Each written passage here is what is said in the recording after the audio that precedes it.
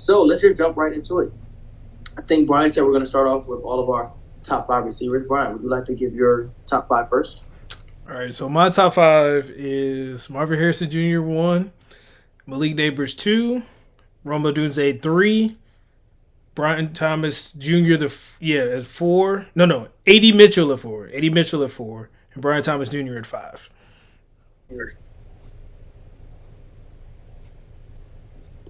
Sports fan, you can go next. Okay. I got Marvin Harrison at one. Pretty sure he's consensus number one. Even though I heard some talks about that. Number two is Roma Dunze for me. Number three is Malik Neighbors. Number four is Brian Thomas Jr. And number five is AD Mitchell.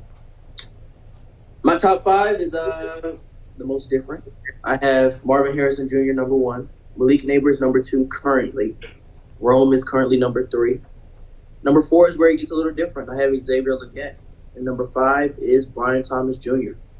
So let's discuss just really quickly. The first point of discussion is the Malik and Rome debate for wide receiver two in the class. There was a report on Twitter. I don't know what the report was that some teams claim to have Malik as their wide receiver one. If that's the case, then I don't know what their scouting department is going to do once that player actually comes on the board. But I don't think they actually have the guts to actually take somebody as a receiver over Marvin Harrison Jr. But a lot of the debate with the wide receiver class has been who is the true wide receiver two in this class. And I'm of the thought that it's based off preference, scheme, and fit, because I do think between these two, I think they're both very talented players with all pro level ceilings. So I don't think you can go wrong with either one. I think you do have to, in determining your fit between these two, is you probably want to draft for whoever fits your scheme and your wide receiver room better at the time. But I have Malik over Rome just based off after catch ability right now. I think they're both good route runners. They're both good down the field. But Malik is just slightly more explosive. Rome has bigger size. But after the catch, I think Malik provides a little bit more. And I think that's why those reports of Malik over Marvin was coming out. The reasoning was Malik has that explosiveness that Marvin or Rome may not have after the catch. But for me, I have Malik at two, but I do think all three are top 5 to top 10 level picks in any draft. You want to go, JG? Yeah, I kind of can see it because if you look at most metrics for Marvin, he's the one thing he's kind of been lacking overall his career was mainly yards after catch and breaking tackles after catch. I know that's a big part of a lot of West Coast offices now, especially the Cal Shanahan offices, yards after the catch, getting to your playmakers in space and letting them create or run away from people. I know that's been a very big. Wow, somebody just made a tough bucket on the Heat. Terry Rozier is crazy. I'm sorry, but yeah, it's been hard for Marvin to really even increase his thought because he hasn't done no combine. He skipped the pro day today as the day of recording. So it's more so it's just you got to watch his film and what he did the pro day last year with CJ and say with Malik this year did better after the catch. He's more explosive technically, but I still think overall just body of work Marvin, his body control, his route running. It's really hard for me to put somebody else over him. I mean, just lineage wise, son of Marvin Harrison, he actually played like it. Unlike some other sons of receivers in this draft this year. So. What a hater you are. No, I'm not a hater, but you just don't like some people. And it's no, I like Brandon Rice. Fourth round pick for him. Good. Brandon Rice would be good for fourth round pick. He could be a good wide receiver 3, 2, 3, 4. I knew you said that.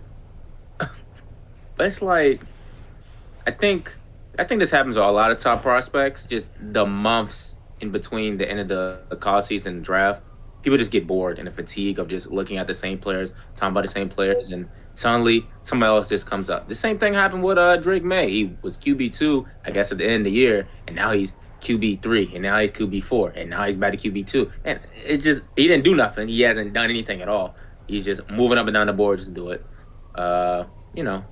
When it's somewhere kind of close, people just like to say, oh, yeah, I see it. I see the film. Man, that should happen with Caleb Williams. We got somebody saying Jaden Daniels is number one in this class. I don't know what I won't say his name. Well, bro, is thinking, but people just get bored, so you just start saying stuff.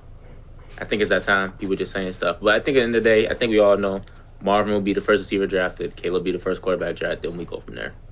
Yeah, I say honestly, besides being bored, I think it's also a situation of like year to year tape. Because if you just go off 2022 tape, obviously Caleb and Drake would easily be 1 and 2, and then Marvin Harrison had C.J. Stroud instead of Kyle McCord, so it's a little different on tape. But kind of like CT said, I value Malik. I value Malik Neighbors' explosiveness more than Rome, just because I think that plays well. That plays better in different positions because he's a guy that you can put in the slot, but he's also a guy you can potentially have outside as well.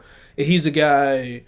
I wouldn't say he's like this former LSU receiver in this establishment, but it's a guy kind of like when Odell first got in the league, where you could throw him a short pass and he feels like a home run threat.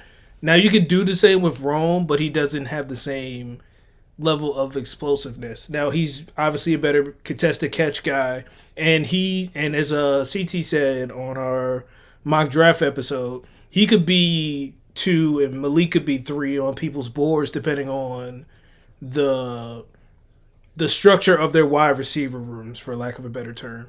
So Yeah. again, it's kind. That's kind of Go ahead, you go go ahead, ahead. JJ. I'll let you finish. I was just gonna say it's basically like a 2A 2B situation to me. So the one thing I value a little bit more is just Malik's explosiveness. 'Cause I think both of them have the positional versatility. Both of them are good running routes. They're both good with their hands. So I don't. So it's not like a whole lot of separation between the two of them to me. I think. Yeah. Oh, go ahead.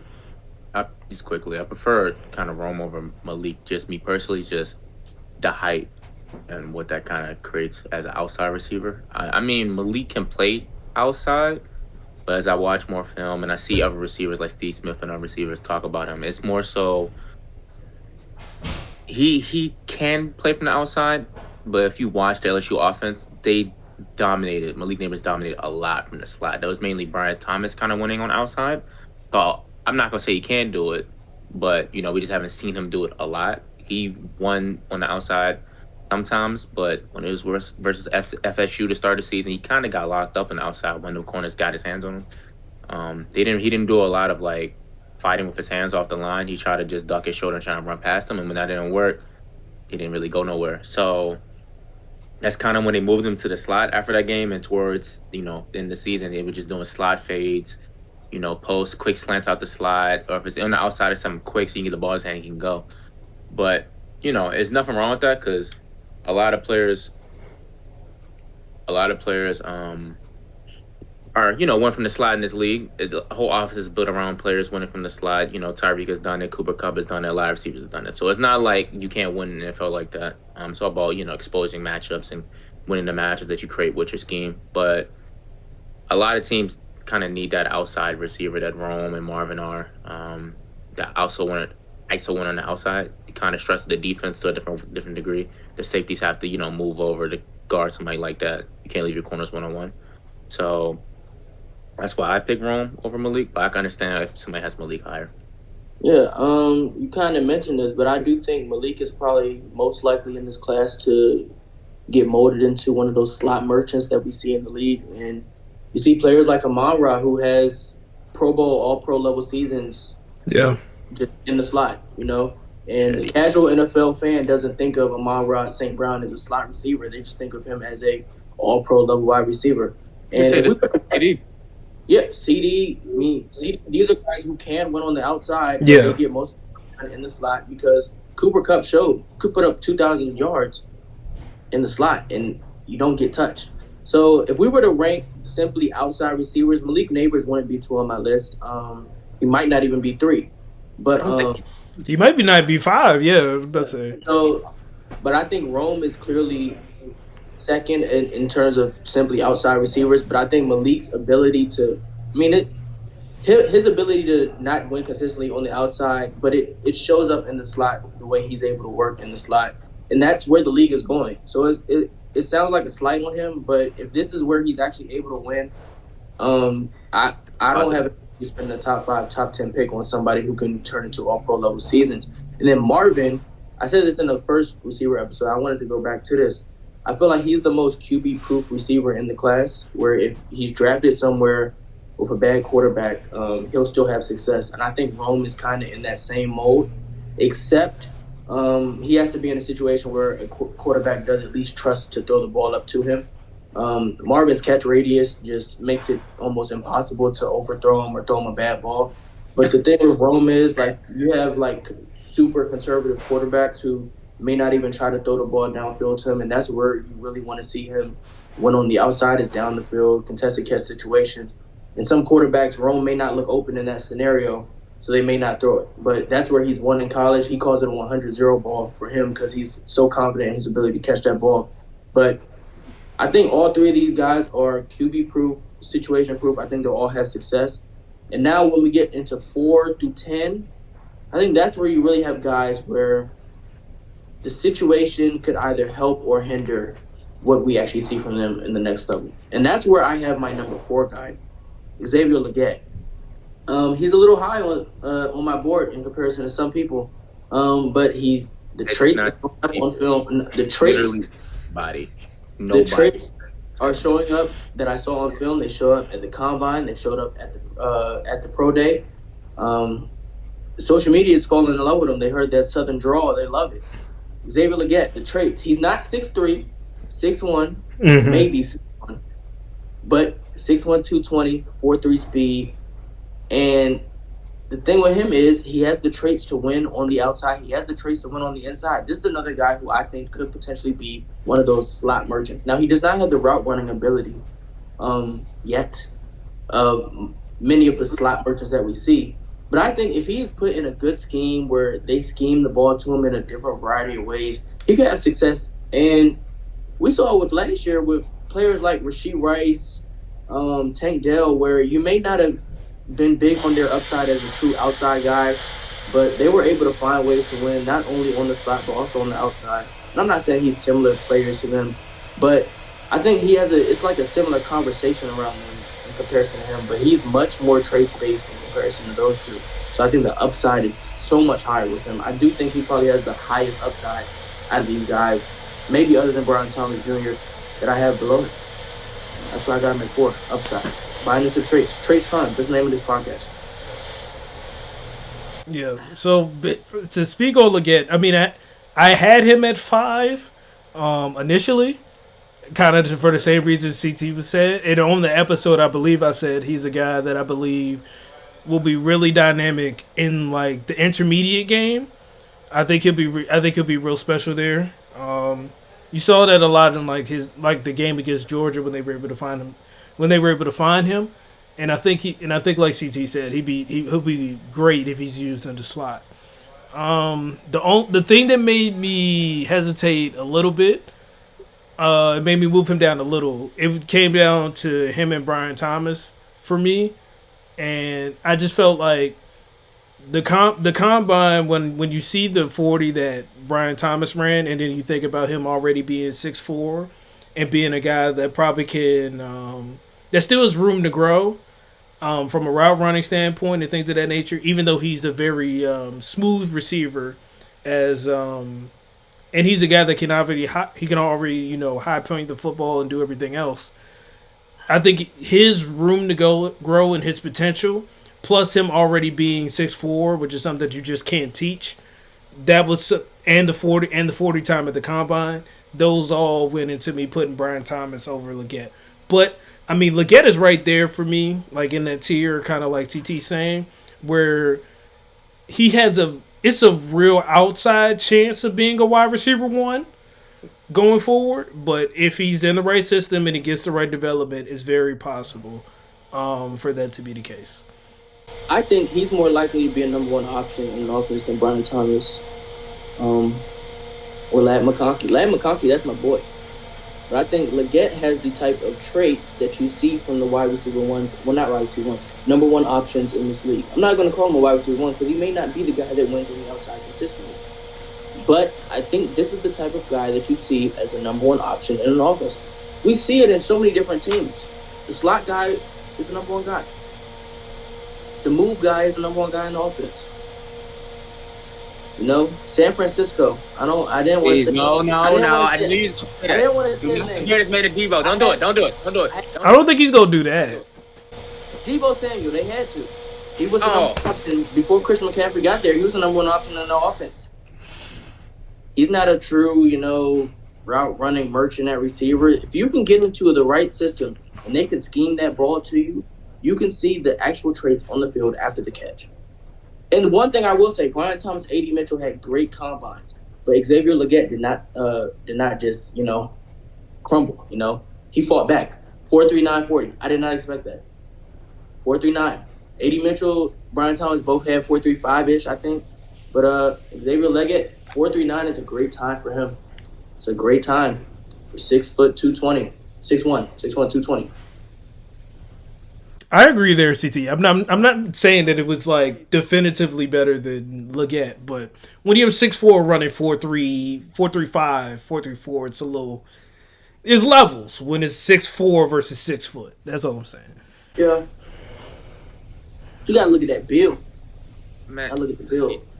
Anyway, Much more compact build. It's like I see the promise, I see the potential, but it's just at some point you got to show some on-film actual receiver work, and it's lacking on the film.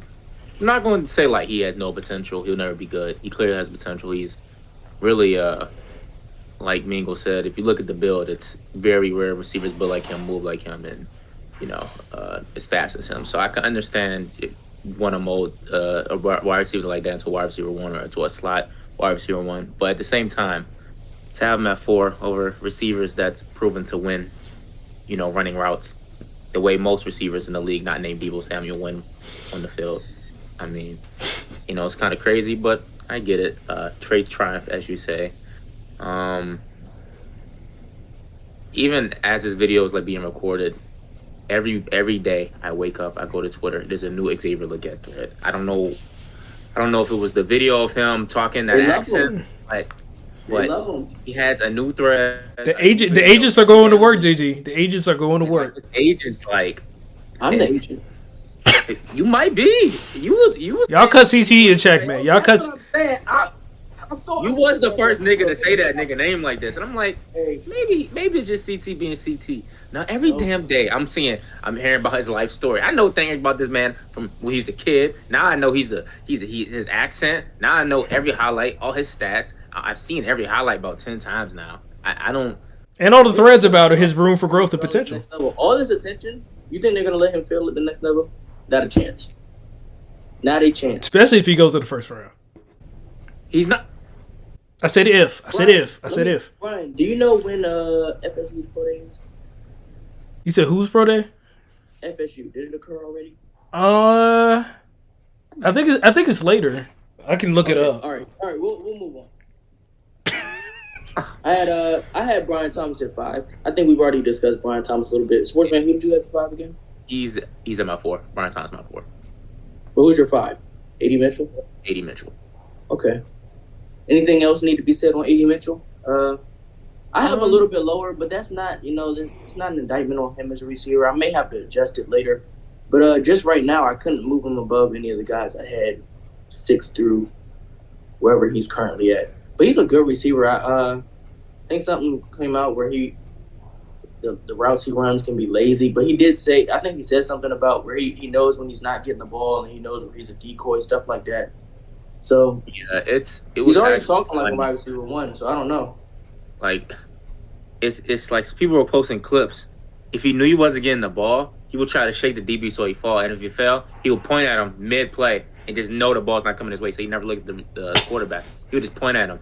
And so you on film, you see him pointing at DBs he make fall, niggas that he blocked out of bounds. He just be, I guess just having fun. He said he be lazy on routes to conserve energy. So I mean, it worked. It worked clearly, so I can't say it didn't work. I mean, of course, in the league, you're going to have to actually put more effort in. But even still, doing that in the league won't actually probably hurt as much. If you really know the ball's going to come to you, if it's like a run play or it's an RPO to the other side, you can probably still do that. And teams, cycle through receivers a lot to keep them fresh. I'm not even sure if that's really something that's really going to hurt them in the NFL. But I'm still curious to see what he looks like and with a real QB because the speed that Texas team had was not done justice with the QB they had. I will leave it at that.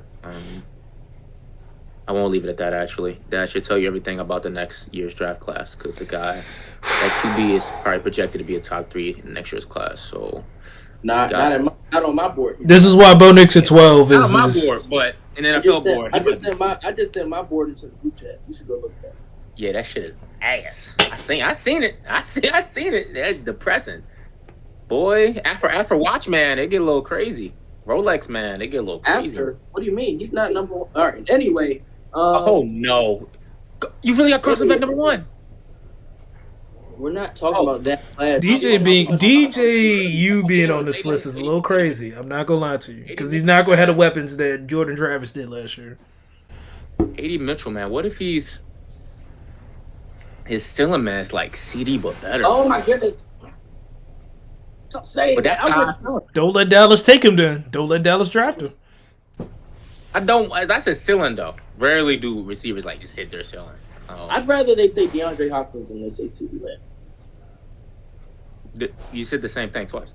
That's not the same thing. Was it that CD's comp? If I'm not mistaken, that was CD's comp, but CD doesn't play like that in the league. They didn't use Diop in the slot. What can I say? I watched my head coach use him on the outside for 3 straight years. So what the fuck? Didn't come move from that left side. He stood there the whole time. That's what they're supposed to do, man. They're supposed to be men on that island by themselves. You know, NFL don't work like that anymore. Dog though. But shit, AD Mitchell could definitely move from the slot. For his height and his speed, a lot of receivers just cannot move like that. And I still think he runs routes probably top 3, top 4 route running wise in this draft. So I'm curious to see what he looks like when he's actually trying all the time and running around. The potential is there. I can't fake like he doesn't have probably one of the highest potentials in the draft. Somebody's gonna reach like that. Somebody might reach on that. I wouldn't be surprised the Bills. Bills not even made a draft. He might not even still be there. Let me look at the draft order again. I don't know if he's still gonna be there. I don't think Dallas is making the mistake I made, but Dallas could. Boy, Dallas need everything though. Shit, man. Somebody might trade up to 25. Honestly, let's have no receivers. They could draft them. I was thinking maybe 23 when we were doing the mock draft. If you wanted to give CJ another guy, but that was pre Texas trade. Yeah, they traded up. Just real quick on AD Mitchell for me, I had him as I said this in a previous wide receiver episode. I think JG kind of touched on it a little bit, but I also tried to make sure I looked at his Georgia film to see if there was any drop off in terms of route running or anything like that. And he looked like the same exact player, so it didn't seem like it was a scheme situation that was holding him back per se at either place. I think his top line speed is probably top 3 in this draft. I think that is something that he'll probably be able to use to his advantage better than someone like a Troy Franklin, because we already know that he knows how to kind of manipulate angles and things of that nature. Considering that he, for some reason, he wasn't going full speed in college going against DBs and still beating guys like Terrion Arnold, who will be probably a top 15 pick in this draft. So I'm not too concerned about him. I think he'll be able to win on the outside, win in the slot, like you guys have said. The route running is there. The ability to separate is there. Steve Smith did talk about him being a body catcher, so hopefully that changes a little bit, because obviously the windows in the NFL of being able to catch the football are a lot smaller than in college. But outside of that, I don't see anything from any of the receivers underneath him that would make me move him from my wide receiver 4 going into this draft. Yeah, to be clear, Steve Smith definitely said that he's a body catcher a lot, but I want to make sure it's clear. It's not a big negative, because sometimes in the league, you do need to catch the ball at your body, especially if it's somebody coming to hit you or something like that. It's easier than putting your hands out trying to catch the ball and getting smacked.